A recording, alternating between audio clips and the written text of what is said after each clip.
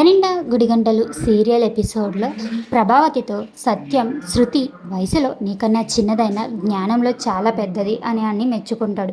ఇంకా ప్రభావతి మూతి తిప్పుకుంటూ ఉంటుంది. ఇంకా సత్యం వెళ్ళిపోయాక ప్రభావతి ఇల్లుని ఇది పూల మార్కెట్లా మార్చేసింది, ఇల్లు పూలగోడలా అయిపోయింది అని తిట్టుకుంటుంది. ఇంకా అందరూ కలిసి పూలదండలు కడుతూ అలా హాల్లోనే ఉండిపోతారు. సత్యం, ప్రభావతి, రవి, మనోజ్ ఇంకా అక్కడే నిద్రపోతారు. ఇంకంతలో బాలు వచ్చి ఏంటి వీళ్ళందరూ నిద్రపోయారని ప్లేటు గ్లాసు తెచ్చి ఇంట్లో సౌండ్ చేస్తాడు. అందరూ నిద్రలేస్తారు. అందరికీ కాళ్ళు చేతులు నడుము గుంజుతున్నాయి అంటారు. ఇంకా రోహిణి అందరికీ మసాజ్ చేస్తుందిలే అని శృతి అంటే నేనేమైనా మొబైల్ బ్యూటీ పార్లర్ నడుపుతున్నానా అని మనోజ్తో అంటుంది రోహిణి.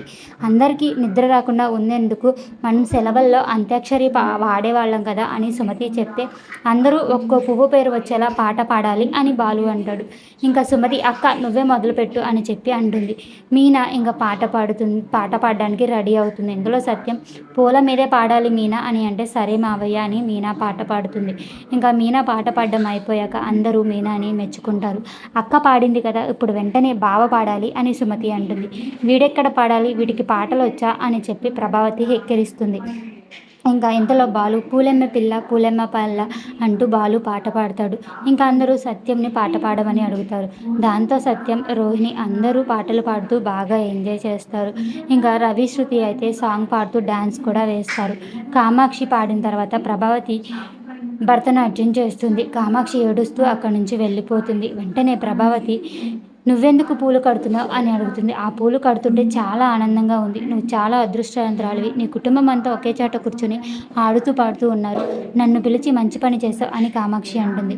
ఇంట్లో నేను రంగా తప్ప ఎవ్వరూ ఉండరు, ఇన్నాళ్ళు మా మరిది పిల్లలు మా పిల్లలు అనుకుంటూ వచ్చాం, ఎంతైనా సొంత పిల్లలు సొంత పిల్లలే కదా, ఆ అదృష్టం మాకు లేదు అని కామాక్షి అంటుంది. ఆ మీనా చేసే పని ఏ ఒక్కటి నాకు నచ్చలేదు అని ప్రభావతి అక్కడి నుంచి వెళ్ళిపోతుంది. ఇంతలో బాలుకి ఫోన్ వస్తుంది. పూల ఆర్డర్ ఇచ్చిన ఫ్రెండ్ అని చెప్పి బాలు అంటాడు. మీనా అడిగేసరికి ఆర్డర్ క్యాన్సిల్ చేయడానికేమో అని ప్రభావతి అంటుంది. దాంతో అందరూ షాక్ అవుతారు. ప్రభావతిని కోపంగా చూస్తారు. మీ అత్తని ఎలా భరిస్తున్నావు మీనా అని బస్తీ వాళ్ళు మీనాని అడిగితే నా ఇంట్లో కూర్చొని నా ఇంట్లో తిని నన్నే అంటున్నావు అని ప్రభావతి అంటుంది. ఆగండి ఆంటీ అని చెప్పినా ఆగరు. ఇంకా బాలు ఫోన్ మాట్లాడతాడు. 500 మాలలు కరెక్ట్ టైంకి ఇస్తావుగా అని అడుగుతాడు. మా ఆవిడ టీంని పెట్టుకుని మరీ కష్టపడుతుంది సార్, చెప్పిన టైంలో ఇస్తాం, ముందే ఇచ్చేస్తా, ఎక్స్ట్రా ఇచ్చే డబ్బులు కూడా వద్దు అని బాలు అంటాడు. 500 మాలలు కట్టడం పూర్తి కాదు, కావాలి అంటే రాసిస్తాను అని ప్రభావతి అంటుంది. ఎంకరేజ్ చేయాలి కానీ డిస్కరేజ్ చేయడం కరెక్ట్ కాదు అని శృతి చెప్తుంది. ఎవరెంత నిరాశపరిచినా మాలలు కడతాం, ఇది నా భర్త ఇచ్చిన మాట, భర్త మాటను నిలబెట్టుకోనప్పుడు ఎందుకు పార్కులో పల్లీలు తినడానికి అని మీనా అంటుంది. ఇంకా మనోజ్, రోహిణి ఒకరి మొక్కలు ఒకరు చూసుకుంటారు. మధ్యలో మా పార్కు పల్లీలు అంటావేంటి అని బస్తీ ఆమె అడిగితే అయ్యో నీకు తెలీదా అని మనోజ్ గాడు ఆఫీస్ అని కామాక్షి చెప్తూ ఉంటుంది. ప్రభావతి, మనోజ్ ఇద్దరు కామాక్షిని ఆపమని సైగలు చేస్తారు. తల్లి కొడుకులు గింజుకుంటున్నారు, వద్దులే అమ్మ అని సత్యం అంటాడు. దాంతో కామాక్షి ఫోన్ నెంబర్ ఇవ్వు, కాల్ చేసి చెప్తాను అంటుంది. ఐస్ క్రీమ్ ఎందులో బాలు అందరికీ ఐస్ క్రీమ్ తీసుకొస్తాడు. ఐస్ క్రీమ్ తిందాం అని శృతి అంటుంది. దాంతో బాలు, రవి, మనోజ్ ఐస్ క్రీమ్ తీసుకొస్తారు. పని ఆగిపోతుందని మీనా తినను అంటుంది. బాలు వచ్చి ఐస్ క్రీమ్ తినిపిస్తాడు. ఇంకా బాలు, మీనా చాలా రొమాంటిక్గా ఒకరి కళ్ళల్లో ఒకరు చూసుకుంటారు. దాంతో మౌనిక డల్గా ఉంటే అక్కడికి సువర్ణ వస్తుంది. ఆయన లోపల తాగి పడుకున్నారు, వెళ్తే కోప్పడతారని ఇక్కడే ఉన్నాను అని మౌనిక అంటుంది. పుట్టింటికి వెళ్ళలేను, ఇక్కడే ఉండి నరకం చూడలేను అని మౌనిక అంటుంది. పుట్టుకతో ఎవరూ చెడ్డవారు కాదు, వాడిని చిన్నప్పుడు అన్నిటికీ నేనే తీసుకెళ్ళాను, తోటి స్నేహితుల్లో లేని వాటికి బట్టలు పుస్తకాలు కొనిచ్చేవాడు అని సంజు మంచితనం గురించి చెప్తుంది. అయినా మరి ఇలా ఎందుకు మారారు అని మౌనిక అడుగుతుంది. కొంత వయసు తర్వాత వాడు నా చేయి దాటిపోయాడు, వాళ్ళ నాన్నను చూస్తూ పెరిగాడు, అన్నిట్లో ఆయన అనుకరించాడు, మొదలుపెట్టాడు. అలా ఆ దుర్మార్గాలన్నీ వీడు వాళ్ళ నాన్న దగ్గర నేర్చుకున్నాడు. నా భర్త మూర్ఖత్వం వీడికి వచ్చింది, ప్రతీకారం, మొండితనం అన్నీ చూస్తూ బ్రతికాడు.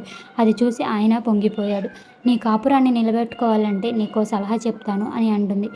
దాన్నే ఓర్పు అంటారు. సహనంతో నీ భర్తను మార్చుకునేందుకు ప్రయత్నించు, ఏదో ఒక రోజు ఖచ్చితంగా మారుతాడు అని సువర్ణ చెప్పి అక్కడి నుంచి వెళ్ళిపోతుంది. ఇంకా మౌనిక ఓర్పుగా ఉంటాను, ఖచ్చితంగా నా భర్తను మార్చుకుంటాను, కాపురాన్ని నిలబెట్టుకుంటాను అని సంకల్పించుకుంటుంది. మరోవైపు పూలదండల వ్యాన్ను గుణ మనుషులు ఎత్తుకెళ్ళడానికి ప్లాన్ చేస్తారు.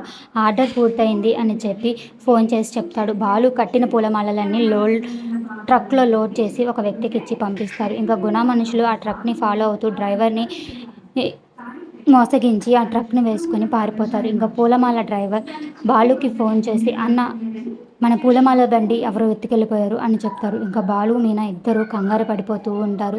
ఇంతలో మీనాకి బాలు ఈ విషయం చెప్పేసరికి మీనా చాలా కంగారు పడుతుంది. బాలుకి ఫోన్ వస్తుంది మినిస్టర్ దగ్గర నుండి పూలమాలలు అయ్యాయా అని. ఇంకా బాలు నిజం చెప్తాడు. పూలమాలల ఎవరో ఎత్తుకెళ్ళిపోయారు బండి అని చెప్పి. దాంతో ఆ వ్యక్తి ఏం మాట్లాడుతున్నావు అని బాలు మీద కోప్పడతాడు. ఇంకా బాలు ఫ్రెండ్ ఫోన్ తీసుకుని అన్న ఏం మాట్లాడుతున్నావు, ఇప్పుడు పూలమాలలు మనం టైంకి ఇవ్వకపోతే మనల్ని చంపేస్తారన్నా అని చెప్పి అంటాడు. ఇంకా బాలు చాలా కంగారు పడిపోతూ ఉంటాడు.